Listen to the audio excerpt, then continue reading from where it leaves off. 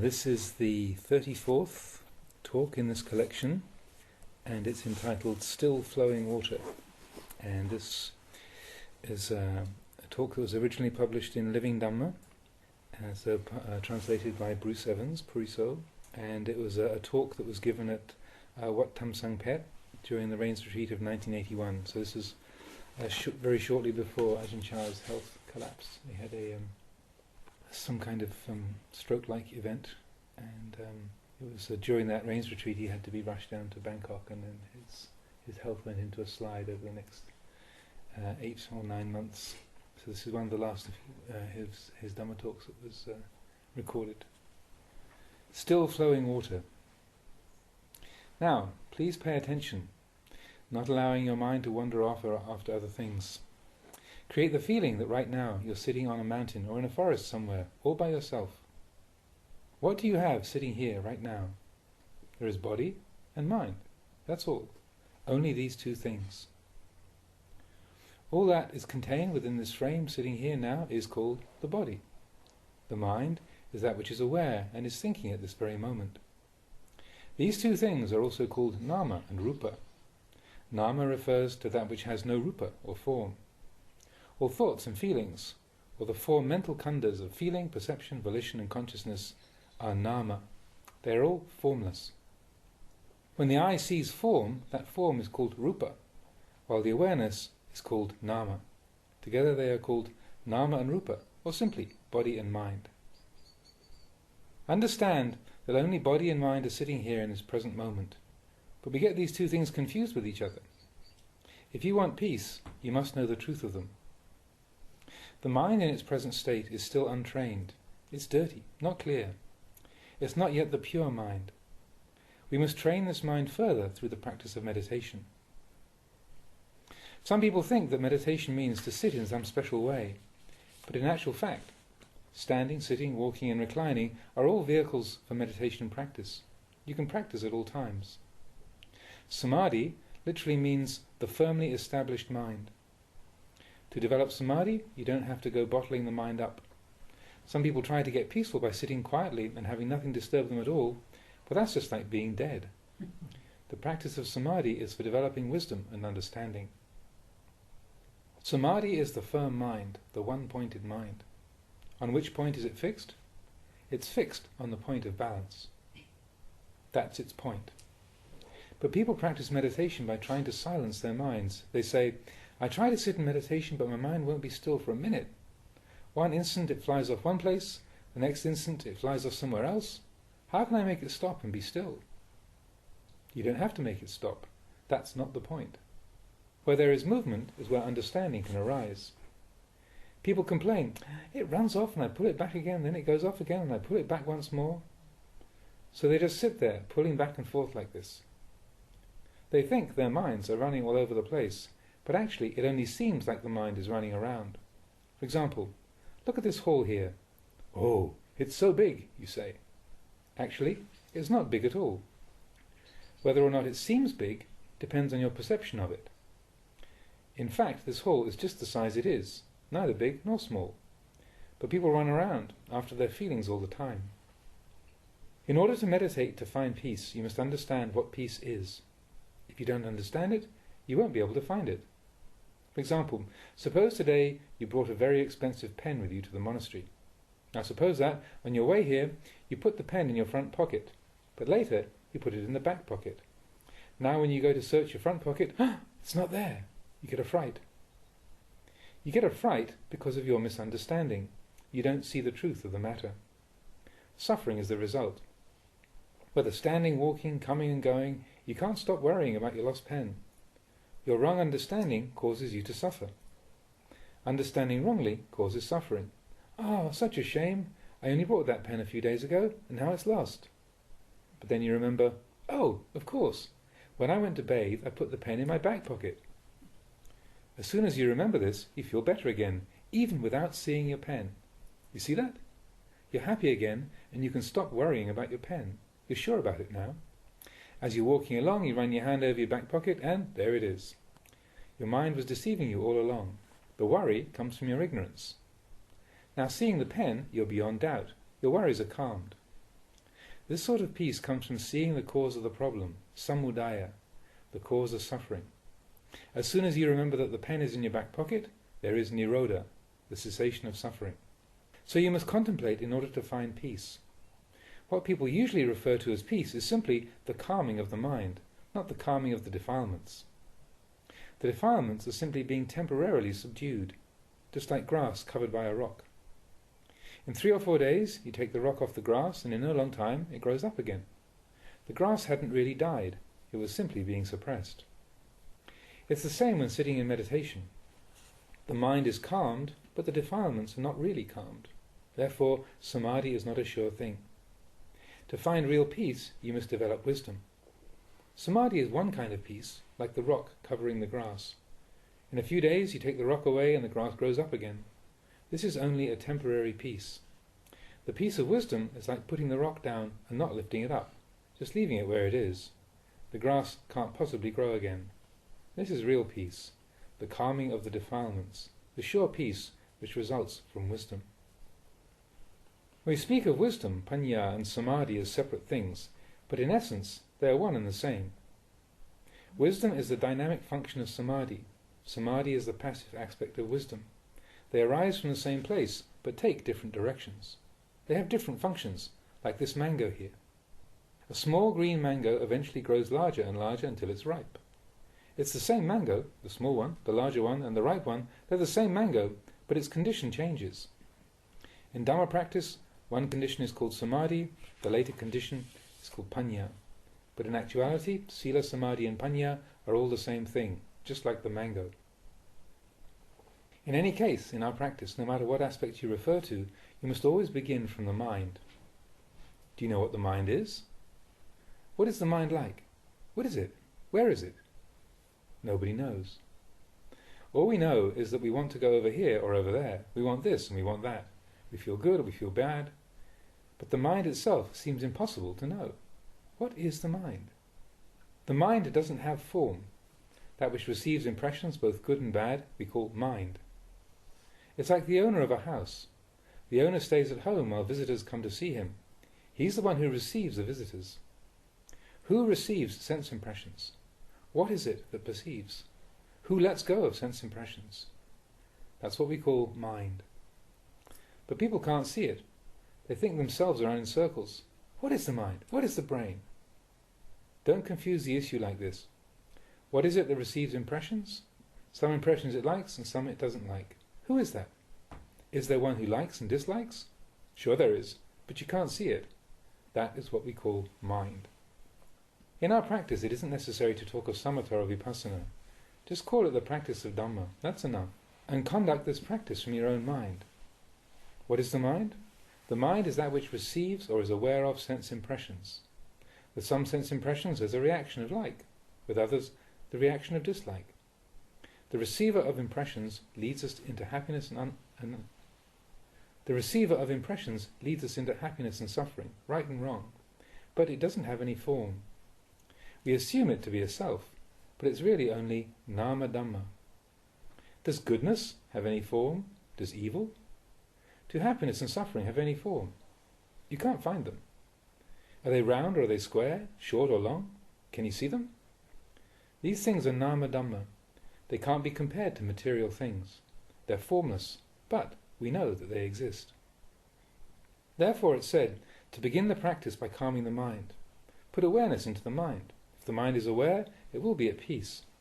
Some people don't go for awareness. They just want to have peace, a kind of blanking out. So they never learn anything. If we don't have this one who knows, what is there to base our practice on? If there is no long, there is no short. If there is no right, there can be no wrong. People these days study away looking for good and evil, but that which is beyond good and evil, they know nothing of. All they know is the right and the wrong. I'm going to take only what's right. I don't want to know about the wrong. Why should I? If you try to take only what is right, in a short time it'll go wrong again. Right leads to wrong. People keep searching among the right and the wrong. They don't try to find that which is neither right nor wrong. They study about good and evil. They search for virtue, but they know nothing of that which is beyond good and evil. They study the long and the short, but that which is neither long nor short, they know nothing of. The knife has a blade, an edge and a handle. Can you lift only the blade? Can you lift only the edge of the blade or the handle? The handle, the edge and the blade are all parts of the same knife. When you pick up the knife, you get all three parts together. In the same way, if you pick up that which is good, the bad must follow.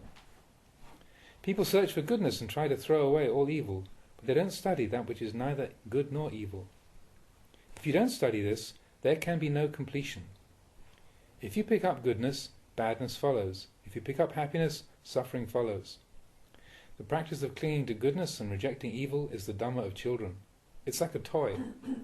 Sure, it's all right. You can take just this much. If you grab onto goodness, evil will follow. The end of the path is confused. It's not so good. Take a simple example. You have children. Now suppose you want to only love them and never experience hatred. This is the thinking of one who doesn't know human nature. If you hold on to love, hatred will follow. In the same way, people decide to study the Dhamma to develop wisdom, studying good and evil as closely as possible. Now, having known good and evil, what do? They try to cling to the good, and evil follows. They didn't study that which is beyond good and evil. This is what you should study. I'm going to be like this, I'm going to be like that. But they never say, I'm not going to be anything, because there isn't really any I. This they don't study. All they want is goodness. If they attain goodness, they lose themselves in it. If things get too good, they'll start to go bad, and so people end up swinging back and forth like this. In order to calm the mind and become aware of the perceiver of sense impressions, we must observe it. Follow the one who knows. Train the mind until it is pure. How pure should you make it? If it's really pure, the mind should be above both good and evil, above even purity. It's finished. That's when the practice is finished. What people call sitting in meditation is merely a temporary kind of peace. But even in such peace, there are experiences. If an experience arises, there must be someone who knows it, who looks into it, queries it and examines it.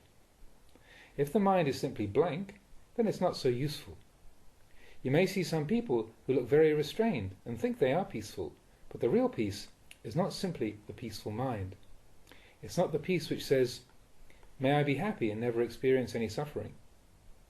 With this kind of peace, eventually even the attainment of happiness becomes unsatisfying. Suffering results. Only when you can make your mind beyond both happiness and suffering will you find true peace. That's the true peace. This is the subject most people never study. They never really come to see this one. The right way to train the mind is to make it bright, to develop wisdom.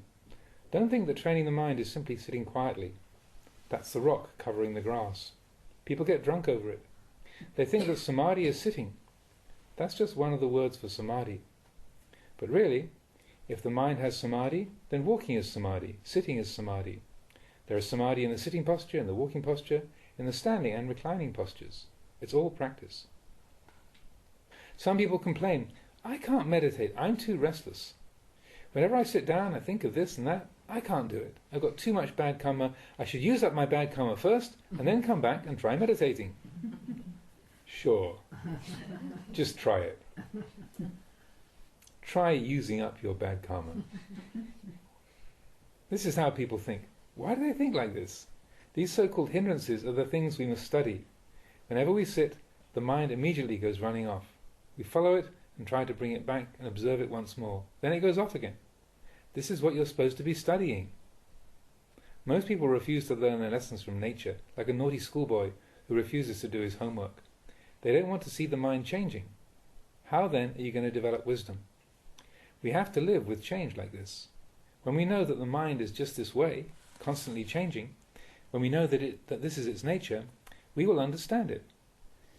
We have to know when the mind is thinking good and bad, changing all the time. We have to know these things. If we understand this point, then even while we're thinking, we can be at peace. For example, suppose at home you have a pet monkey. Monkeys don't stay still for very long. They like to jump around and grab onto things. That's how monkeys are. Now you come to the monastery and you see the monkey here. This monkey doesn't stay still either. It jumps around just the same. But it doesn't bother you, does it? Why doesn't it bother you? Because you've raised a monkey before. You know what they're like. If you know just one monkey, no matter how many provinces you go to, no matter how many monkeys you see, you won't be bothered by them, will you? This is one who understands monkeys. If we understand monkeys, then we won't become a monkey. If you don't understand monkeys, you may become one yourself. Do you understand? When you see it reaching for this and that, you shout, "Hey!" You get angry. "That damn monkey!" This is one who doesn't know monkeys. One who knows monkeys sees that the monkey at home and the monkey in the monastery are just the same. Why should you get annoyed by them? When you see what monkeys are like, that's enough. You can be at peace. Peace is like this. We must know sensations. Some sensations are pleasant, some are unpleasant. But that's not important. That's just their business. Just like the monkey. All monkeys are the same. We understand sensations as sometimes agreeable, sometimes not. That's just their nature. We should understand them and know them and let them go. Sensations are uncertain. They're transient, imperfect and ownerless. Everything that we perceive is like this. When eyes, ears, nose, tongue, body and mind receive sensations, we know them, just like knowing the monkey. Then we can be at peace. When sensations arise, know them. Why do you run after them? Sensations are uncertain. One minute they're one way, the next minute another. They exist dependent on change. And all of us here exist dependent on change. The breath goes out, then it must come in. It must have this change. Try only breathing in. Can you do that? Or try just breathing out without taking another in-breath. Can you do it? If there was no change like this, how long could you live for? There must be both the in-breath and the out-breath. Sensations are the same. There must be these things.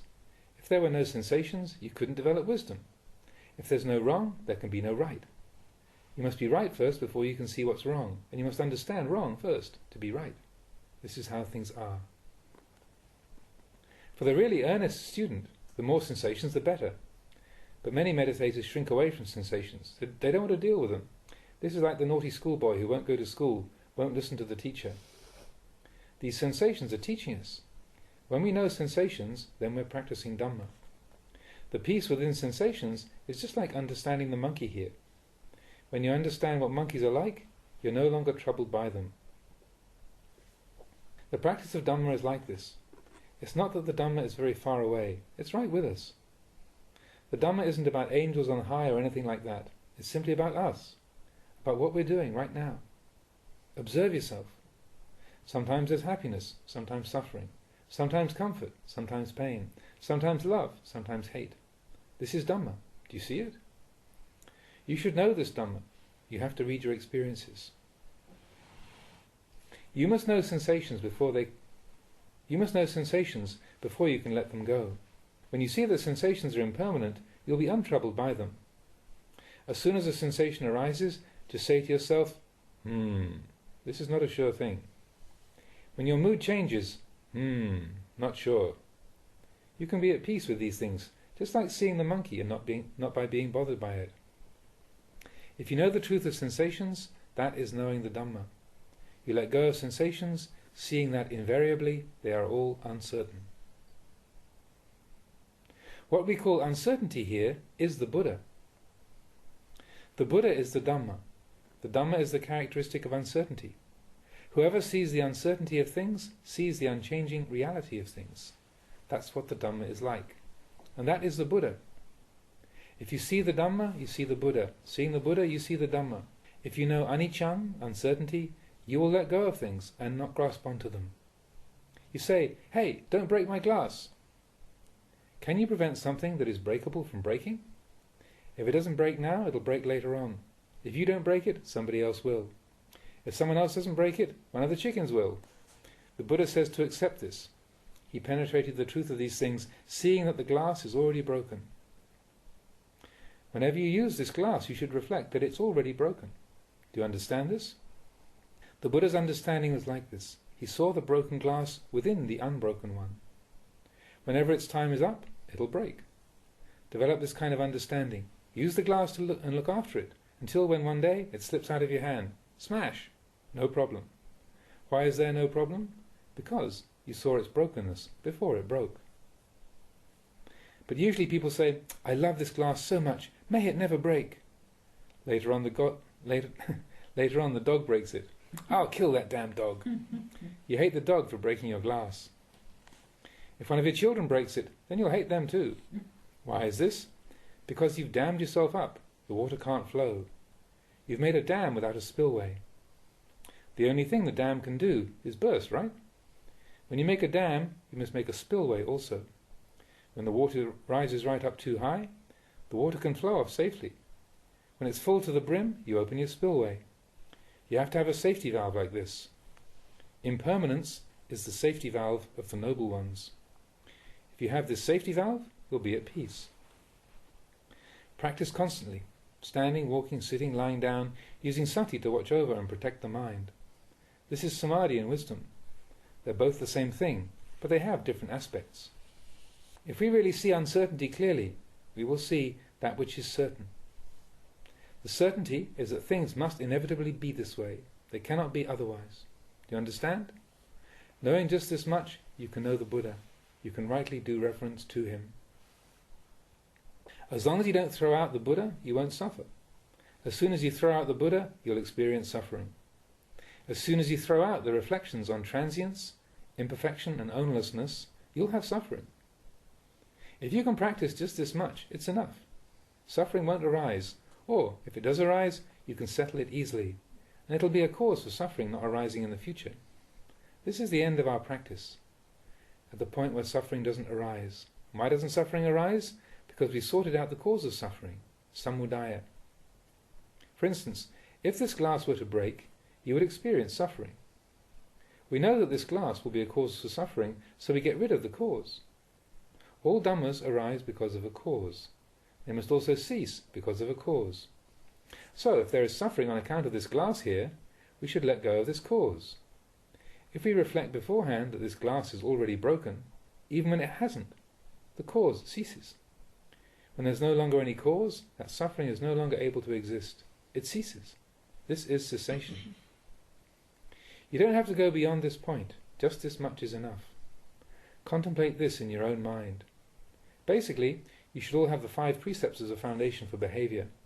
It's not necessary to go and study the Tipitaka. Just concentrate on the 5 precepts first.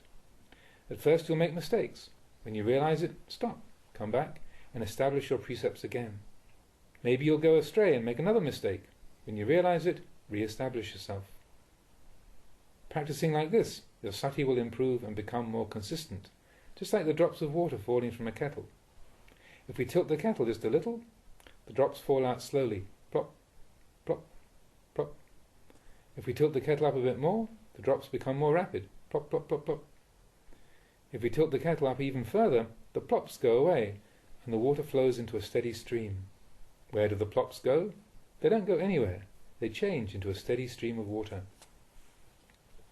We have to talk about the Dhamma like this, using similes, because the Dhamma has no form. Is it square or is it round? You can't say. The only way to talk about it is through similes like this.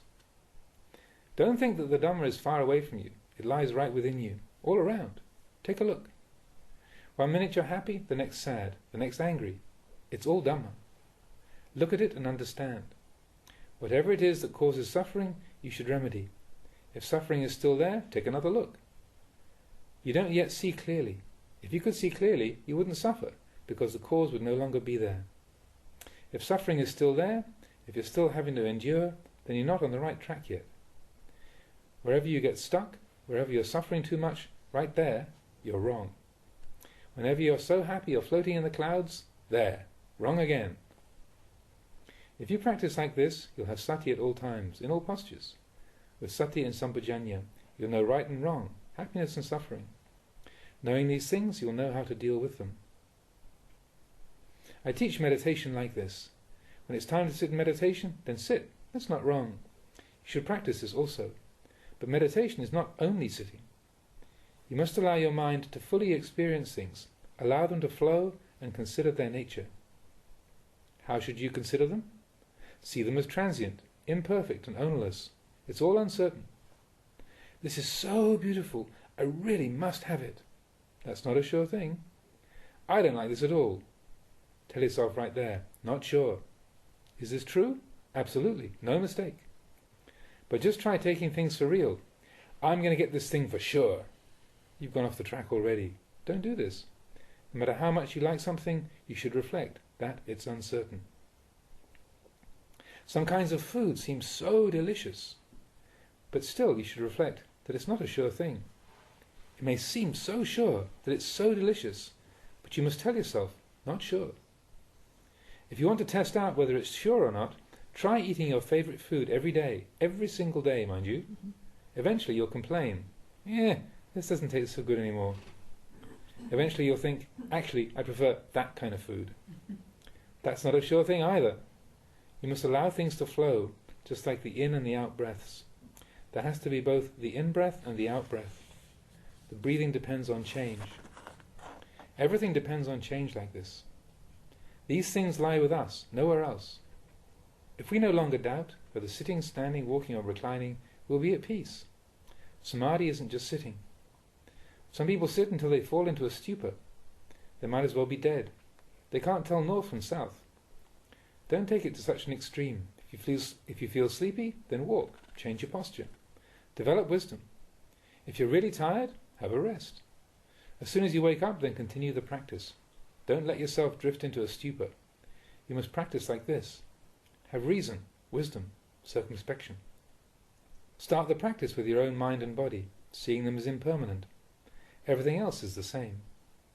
Keep this in mind when you think the food is so delicious. You must tell yourself, not a sure thing. You have to whack it first. But usually, it just whacks you every time, doesn't it? If you don't like anything, you just suffer over it. This is how things whack us. If she likes me, I like her. They whack us again. You never get a punch in. You must see it like this. Whenever you like anything, just say to yourself, this is not a sure thing. You have to go against the grain in order to see that. You have to go against the grain somewhat in order to really see the Dhamma. Practice in all postures, sitting, standing, walking, lying.